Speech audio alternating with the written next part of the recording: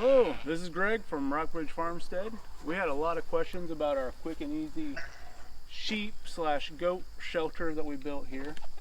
Kind of the reason we built this, we had some pregnant ewes coming on the property. We wanted to give them the barn while they had time to kind of get used to the property. We didn't want Moses being able to kind of mess with them. So we threw this up, we built it in probably less than an hour. So we have less than $100 in it, and it works great so far. All right, so the thing that you're going to need for this project is you're going to need 2 cattle panels. They're 16 by 4 feet.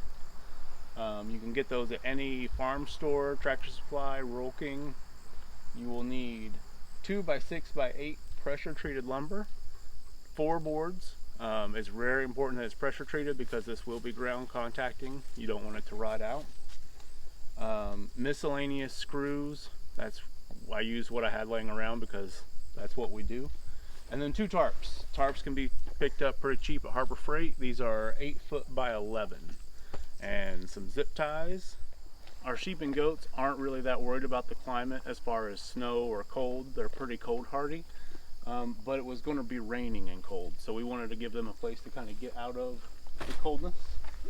So these right here, 2 by 6, 8 foot long, treated. It's very important that it's treated because it is going to be touching the ground. You want it to last and not rot. So 4 of those, all the way around the corner, all the way around. I think they were $8 a piece at Lowe's. Cattle panels.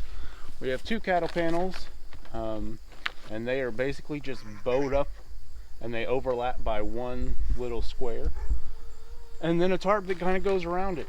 If you come in here, you can see there's probably better ways you could have attached these. We have the washers here, which are kind of holding the panels in place, and then we have some on the bottom that are keeping the panels from sliding down. So probably the one thing that I'd still need to change on this, like I said, it was quick, fast, getting it done. This does need some bracing going across just to help sturdy the structure up. Because when I was pulling it back here with the wheels, it wasn't hard to pull, but it could have been easier. And if we take a look around here at the wheels, these are something I just kind of had on hand. The other thing that I would do differently I would make the center of those wheels lower on the board. Because if you look around, we don't really have anything that's flat. So the middle of this board was catching when I was pulling it. Hey Moses. So that really kind of made it tough to pull. Now this is heavy. It's not, you probably don't have to worry about it blowing away because it is heavy. But it's manageable for one person to pull, but it's more going to be something that's going to pretty much stay in place. You're not going to want to move this around every couple of days if you're doing rotational grazing. So I'm really kind of surprised. I didn't really want to build this structure. I'm more of, let's build something strong and overthink it, but it worked really well and I'm really impressed with it. If you like the info that we have here, be sure to like, follow, subscribe.